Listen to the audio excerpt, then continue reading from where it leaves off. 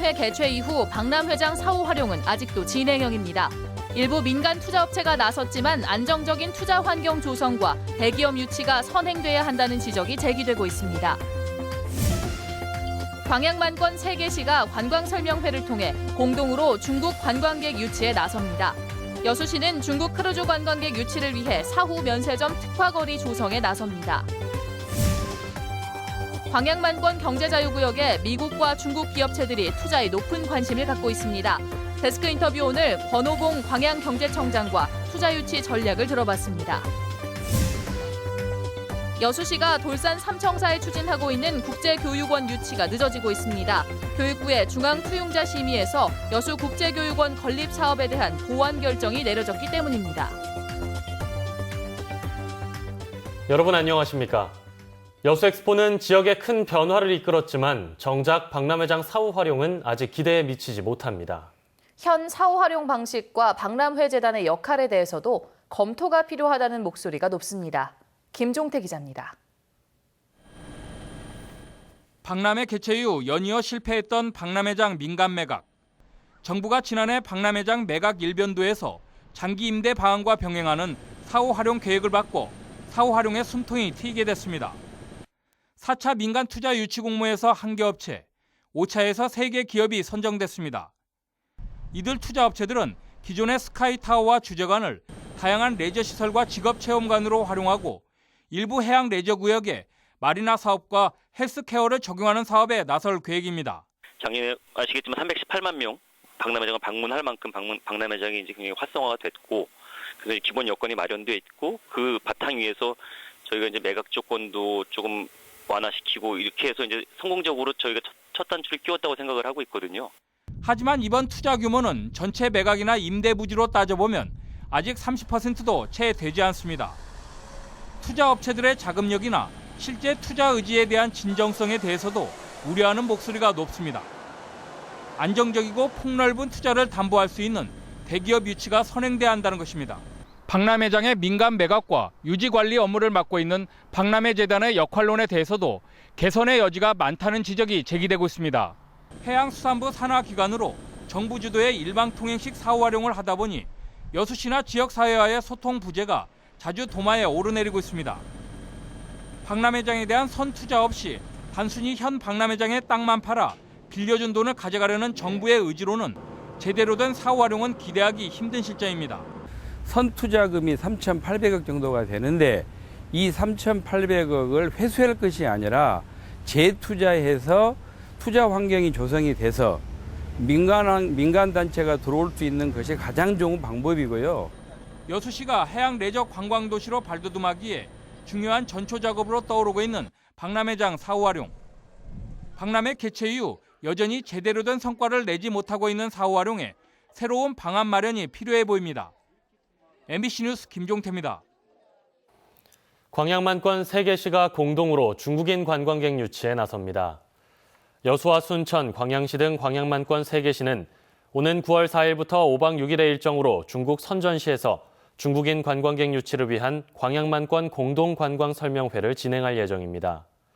이를 위해 광양만권 3개시는 지난 9일 광양시 국제교류관에서 광양만권 3개시 관광설명회 준비를 위한 만남을 가진 데 이어 다음 달 중 방문단 전체 회의를 통해 최종안을 확정하기로 했습니다. 여수시가 외국인 관광객의 쇼핑 환경 개선을 위해 사후 면세점 특화거리를 조성합니다. 사후 면세점이 들어설 곳은 진남로 상가와 해안로 건어물 상가로 100여 개 점포를 지정해 시범적으로 운영한 뒤 외국인 방문 추이에 따라 점차 확대할 계획입니다. 사후 면세점은 외국인 관광객들이 면세 판매자로부터 구입한 물건을 출국한 관할 세관장에게 확인받고 부가가치세 등을 환급해주는 제도로 서울 명동 등에서 운영되고 있습니다. 순천시 주요 관광지에 지난 황금 연휴 기간 37만여 명이 방문한 것으로 집계됐습니다. 순천시는 지난 5일부터 시작된 나흘 동안의 황금 연휴 기간 순천만 국가정원과 나간읍성, 드라마 촬영장 등 주요 관광지 15개소에 모두 37만여 명이 다녀갔으며 입장료 수입도 5억 5천만 원에 이른 것으로 집계됐습니다. 특히 순천만 국가정원과 순천만 습지에는 전체 관광객의 73%가 방문했습니다. 이 밖에도 숙박시설인 에코촌 유스호스텔과 순천 자연휴양림에도 연휴 기간 1,000명이 넘는 관광객이 몰려 순천이 체류형 관광지로 자리매김하고 있는 것으로 분석됐습니다. 앞으로 광양만권의 경제적 부침, 경제자유구역의 활성화 여부에 달려있다고 해도 과언이 아닌데요. 데스크 인터뷰 오늘은 권오봉 광양경제청장을 만나 투자 유치와 활성화 전략이 어떻게 진행되고 있는지 들어봤습니다. 박광수 기자입니다. 네, 청장님 안녕하세요. 반갑습니다. 네, 안녕하십니까. 예, 최근 경제청이 미주 투자 유치에 전력을 하고 있다 이런 보도들이 여러 차례 있었습니다. 기업체뿐만 아니라 학교까지 방문하면서 전방위로 지금 보폭을 넓히고 계신데 미국 쪽 투자 유치 전망 그리고 가능성 어떻게 보십니까? 휴스턴시에 저희가 했던 두 가지 성과를 좀 잠깐 소개해드리면은 거기에 그 수소수를 제조하는 업체가 있습니다. 여기하고는 한 2천만 불 정도의 투자 협약을 저희가 체결을 했습니다. 아마 이 업체는 곧 우리 지역에 투자를 진행할 겁니다.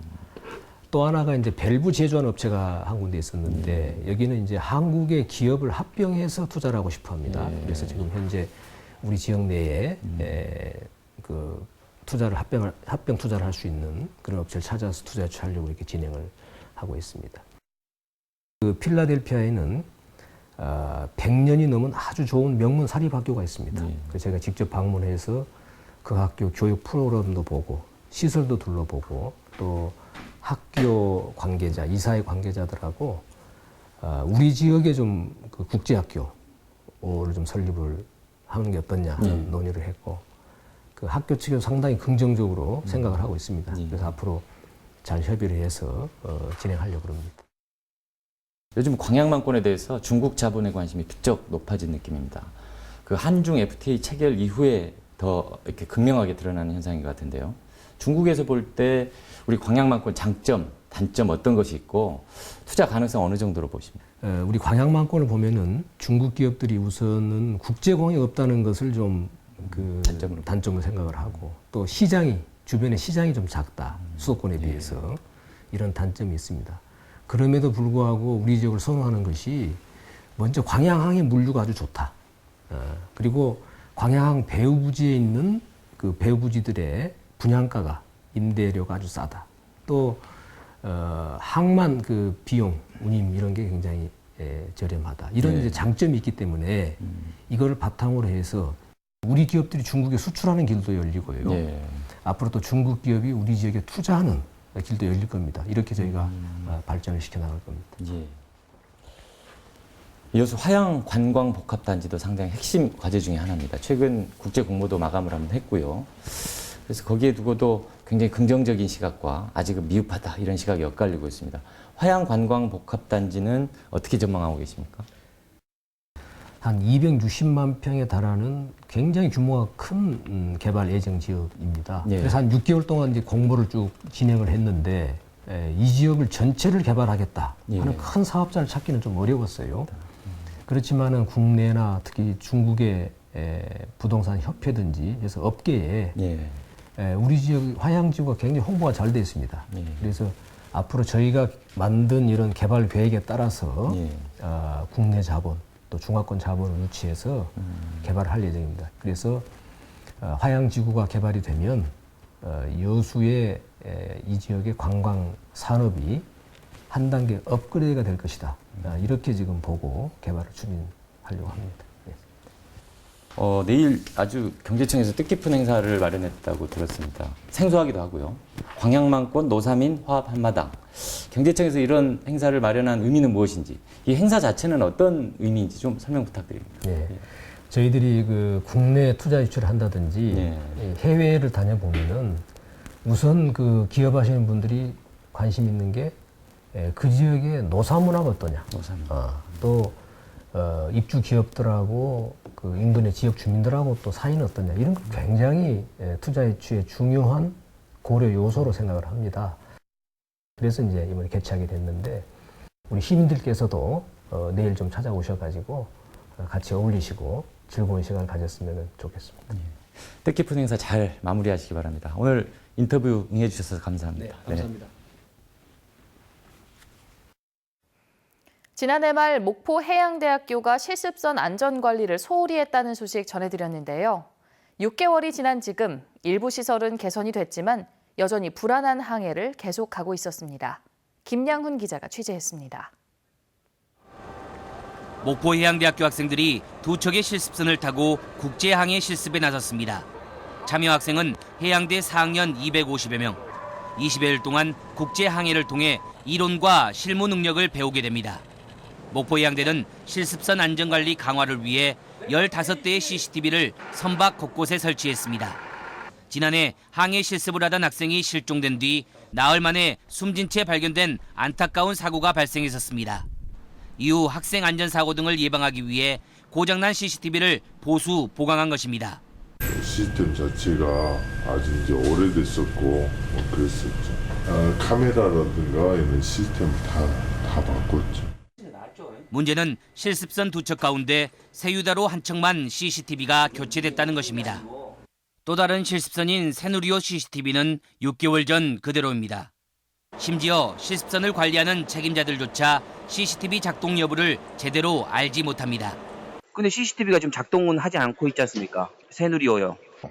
채널 작동돼야 되는 걸로 알고 있는데요. 위에 하나가 있어요. 그거 하나가 지금 잘 안 되고 기관실 안에 있는 게 하나 있어요. 그러니까 다 선이랑 이런 게 다 살아있는데 녹음가든가 화면이 나오지 않아요. 이런 가운데 목포 해양대는 업무가 바쁘다며 CCTV 작동 여부 확인 요청을 거부했고 뒤늦게 실습선이 출항한 지 7시간 뒤 두 곳의 CCTV 사진만 보내왔습니다. MBC 뉴스 김양훈입니다. 여수시가 돌산 삼청사에 추진하고 있는 국제교육원 유치가 늦어지고 있습니다. 전남도 교육청에 따르면 교육부는 지난달 열린 중앙투용자 심의에서 여수 국제교육원 건립 사업에 대해 적정성과 구체적 재원 마련 방법에서 보완 결정을 내렸습니다. 전남도 교육청은 여수 국제교육원이 무산된 것이 아닌 보완 요구기 때문에 오는 8월까지 보완 작업을 거쳐 재심의를 요청할 계획이라고 밝혔습니다. 여수시는 이번 국제교육원 유치 지원으로 삼청사 공무원 배치를 위한 6청사 건물 증축 계획에 재검토가 불가피할 것으로 보입니다. 광양시의회가 오늘부터 임시회를 열고 안건 심사와 주요 사업장 현장 점검에 나섭니다. 시의회는 이번 임시회에서 문양호 의원이 발의한 향교 지원과 육성에 관한 조례안 등 3건의 조례안을 심사하고 내일부터 닷새 동안은 각 상임위원회별 활동에 나설 예정입니다. 특히 이번 임시회에서는 도선국사 테마파크 조성사업 현장과 하수도 정비사업 현장 등 8군데의 주요 사업에 대한 상임위원회별 현장 점검 활동도 계획돼 있습니다. 대학의 이공계 정원을 늘리는 정부의 프라임 사업 때문에 고3 수험생들이 혼란을 겪고 있습니다. 특히 좁은 문을 통과해야 하는 문과생들의 불만이 큽니다. 보도에 한신구 기자입니다. 수능을 6개월 앞두고 긴장감이 흐르는 광주의 한 고3 교실입니다. 수능 준비에다 내신까지 고되고 벅찬 일정 속에서도 문과와 이과생들의 희비가 교차하고 있습니다. 교육부의 프라임 사업으로 대학 이공계열 정원은 전국적으로 4,400여 명 늘어난 반면 인문사회 계열은 2,500명 줄었기 때문입니다. 진로를 결정하고 장래를 결정하는 건데 학생들하고 이렇게 좀 협의를 해서 이렇게 결정을 한다기보다는 이렇게 밀고 나가는 이렇게 해버리니까. 문과생들은 아무리 정부의 방침이라지만 지난해 문이과를 선택할 당시엔 알지도 못했고 지금에 와서 교차 지원하는 것도 사실상 불가능해서 뒤통수를 맞은 느낌이라고 불만을 토로했습니다. 새로운 과탐이나 수리 가형을 준비한다는 게 큰 위험을 떠안을 수도 있는 것이고요. 결국에 지금 할 수 있는 건 조금이라도 더 성적을 끌어올리는 게 방법이지 않겠나. 더욱이 수시를 3개월여 앞둔 이달 말에나 전국 대학들의 학과별 구체적인 정원이 결정되는 상황. 일선 교사들 역시 진학 상담의 고충은 물론 안 그래도 심화되는 이과 쏠림 현상이 가속화할 것이라며 우려의 목소리를 냈습니다.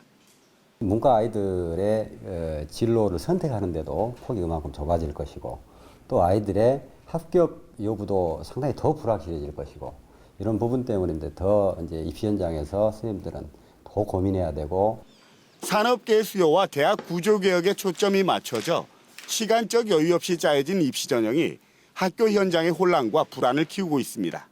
MBC 뉴스 한신구입니다. 여수시 의회에서 근로자의 생계를 실질적으로 보장하는 생활임금 제도를 도입하자는 주장이 제기됐습니다.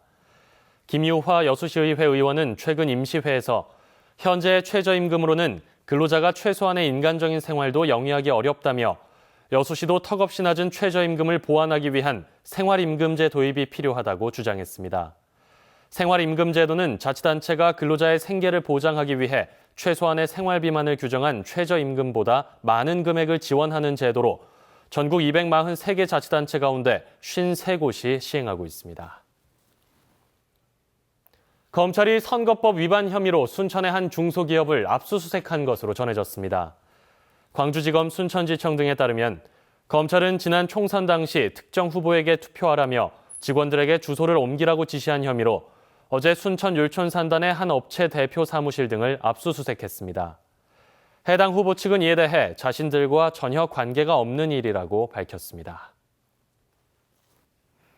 순천대학교의 한 대학원생이 교수에게 폭행을 당했다며 해당 교수를 고소했습니다. 순천대학교에 따르면 이 학교 조교 A씨는 지난달 학과 회의를 마치고 가진 술자리에서 해당 학과 교수 B씨가 3차례에 걸쳐 잔에 있던 맥주를 자신의 얼굴에 뿌렸다며 폭행 혐의로 B 교수를 검찰에 고소했습니다.